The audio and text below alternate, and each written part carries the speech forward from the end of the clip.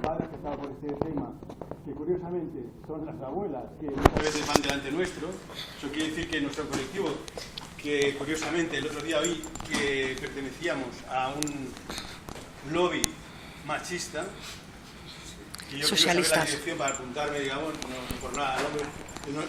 lobby machista, es broma. Es decir, alguna organización, digamos, con cara y ojos, y no, son las abuelas en este caso que, bueno, que encuentro siempre discriminadas en estas organizaciones que llaman feministas. No son solamente feministas, es decir, son organizaciones que ya ellas mismas se definen como que organizan una parte de la sociedad distinguida por su sexo, lo cual es un poco ya difícil de agarrar en este momento, pero además se demuestra con los hechos de que no solamente es el sexo que define sus socios y sus beneficiarios, sino también la situación familiar que ocupan. Es decir, yo no he visto a estas feministas jamás romper una lanza por las madres que tienen hijos afectados. Y tampoco se preocupan por el futuro de sus hijos, que si continuasen las cosas como están ahora, se verían realmente envueltos en una tragedia que no tiene palabras. Entonces, agradezco este acto porque para nosotros es un acto que nos informa, pero también nos da bálsamo. O sea, nosotros estamos, no por hacernos las víctimas, pero lo cierto es que nosotros estamos afectados de tal modo que somos incapaces de organizarnos de una manera coherente, de tener los abogados, que siempre vemos abogados brillantes, que hablan muy bien, pero luego en la vida práctica nos es difícil dar con ellos, o en todo caso están para otro asunto, y también con jueces que demuestran primero buenas intenciones, luego formación, y luego sobre todo lo que más agradecemos nosotros, este sentimiento, esta empatía que necesitamos, porque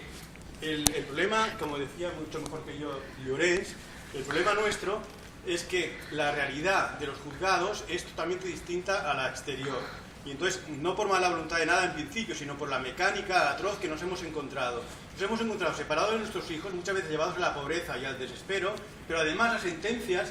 son de analfabeto muchas veces. O sea, son sentencias que no explican, no justifican y no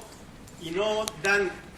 ningún tipo de esperanza. O sea, son sentencias de tipo penal o de tipo de castigo. Pero yo creo que todo esto es como un atavismo que arrastra el cuerpo judicial y que nos hace mucho daño, ¿no? En todo caso, yo sé que esto va a ir cambiando. Yo tenía la esperanza cuando me vi envuelto en este asunto, que mis niñas eran bebés, pensaba que yo solo y con 3 más íbamos a cambiar la situación. Ahora veo que era un imbécil perdido, mis niñas ya tienen 14 y 12 años, y lo único que espero es que algún día, no demasiado lejano, realmente lo que estaba diciendo el profesor, pues que tenga lugar. Es decir, las cosas se cambien. Como todo lo importante no se hace de un día para otro, sino que lleguemos a algún momento, y si es posible que las abuelas lo vean y nosotros, pues mejor. Ya no tengo otra esperanza, pero sí que pediría, por ejemplo, concreto, el Código Civil catalán, que nosotros ya participamos en su redacción, hicimos propuestas, fue erosionado a última hora, y estaba Ortuño, justamente, que se ha nombrado aquí en esta mesa, muy ilusionado con ese código. Se quitaron una serie de palabras que eran tabús y tal, y se pusieron eufemismos como esto de la coparentalidad de estas historias, que lo que venían era a difuminar la cuestión compartida, porque en realidad hay grupos que no les gustaba la palabra, que era muy castellana y también era muy definida y que era clara. Pero curiosamente en estos momentos, en el Parlamento Español, el otro día, el 17 de junio, escuché algo que no se da publicidad, pero que es donde se cuecen las leyes. En la Comisión de Justicia se vio una moción transaccional que presentó UPyD, que se distinguió en su momento por su fiereza defendiendo la custodia compartida, y resulta que ha venido también erosionada, y curiosamente con la aquiescencia de Convergencia y Unión, la persona de Marcel Pigem, que yo conozco a mucha gente de Convergencia que está completamente afectada y que está esperando de su partido que haga algo por su situación, y esa señora en esa sala pues dijo cosas como que estaba contentísima de que, a pesar de que la custodia, o sea, la custodia era una cuestión, o sea, la legislación era una cuestión de Cataluña y tal, pero que estaba contentísima que se había eliminado el término de custodia compartida preferente del léxico de la proposición de UPyD y tal y cual. O sea, que estaba demostrando que no está defendiendo los intereses que se supone que estamos defendiendo todos. Es decir, una cierta igualdad, no queremos más que otra cosa, incluso un sentido humanitario. Cuando se fija una sentencia con unas visitas, no hace falta hacer una partición de 50%, ni muchísimo menos. Lo que se quiere es que haya una cierta referencia con lo que cualquiera persona imagina que puede ser relación entre padre y una madre y un hijo, nada más. pero es que muchas veces se nos llega a un extremo de que ni siquiera humanitariamente se pueden aceptar las sentencias, porque se ponen sentencias extremas. El sacrificio de uno de los dos cónyuges que se ha estado matando trabajando fuera de casa y de repente se encuentra o en el paro o con el divorcio, y que la historia de continuidad esta también es una cosa que hay que poner muy en duda. En todo caso, el juzgado tiene un papel que es incapaz de asumir porque no tiene tiempo, no tiene medios, y los medios que tiene están sesgados. Por ejemplo, la necesaria intervención del SATAF, llamado así, pero que es la EAT, l'Equip d'Assessorament Tècnic de Catalunya,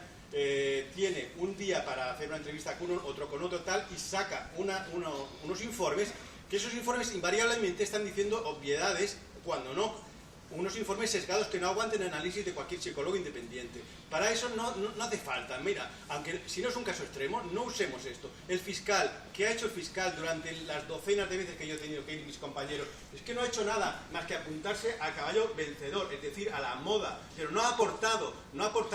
por el interés del menor que él está defendiendo, no ha aportado un solo dato. Solamente ha dado una opinión que es gratuita, y además hay una danza de fiscales que hace completamente innecesaria su presencia, y en épocas de recortes, porque no nos planteamos que todo esto es una juerga que no se puede pagar, y los plazos, por ejemplo, hace que la mayor parte de las cuestiones pierdan sentido en cuanto que el plazo transcurrido ya desvirtúa, porque justamente cuando está candente la cuestión emocional, que se ha hablado aquí tal y cual como uno de los elementos definitorios,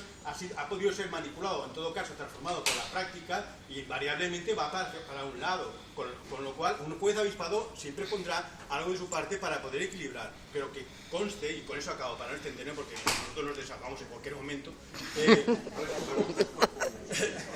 un juez avispado podría poner equilibrio, pero lo cierto es que también, como en cualquier otro cuerpo, yo soy arquitecto y he recibido, creo que soy un arquitecto vocacional y que tengo muchísima afición y ciertos conocimientos y por lo menos experiencia. Pues yo he recibido unas cuantas denuncias oportunistas, porque al cabo de 10 años se acaba el seguro de escenario, y entonces a los 9 años te dicen,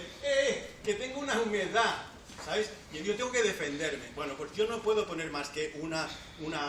apelación a la audiencia que se la piensa, le da vueltas y vueltas y vueltas, y que me viene, bueno, a lo mejor con razón cuando ya mis hijas ya prácticamente están embarazadas, por decir algo, ¿no? O sea, hay una parte de inoperatividad en todo esto que bueno, es desesperante. Y la discrecionalidad del juez, que siempre se alude a ello, y ahora justamente es que nosotros somos tan afectados que todas las palabras nos rechinan. Ahora parece que la custodia compartida ya no será preferente y tal y cual, entonces volverá a ser lo de siempre, y entonces se le otorga más papel al juez. Bueno, justamente es que el problema es ese, es que el cuerpo de la judicatura española es rancio, pero mucho, y lo digo aquí porque me hago el valiente, porque no estoy delante de mi juez, pero es rancio en el sentido de que son señores con opiniones muy antiguas, señores que muchas veces no tienen tiempo y que evidentemente van a la moda como cualquier otro cuerpo, y que sobre todo en este caso no tiene un control efectivo. Porque yo veo que en realidad a mí me da muchísimo pavor que un grifo gotee, porque sé que voy a tener que responder, pero en cambio un juez se puede permitir el lujo de dictar 500 sentencias al año sobre nuestras vidas, que definen totalmente todos nuestros actos diarios, y estar completamente impune, o sea, tranquilo. Gracias a Saco, que trae material.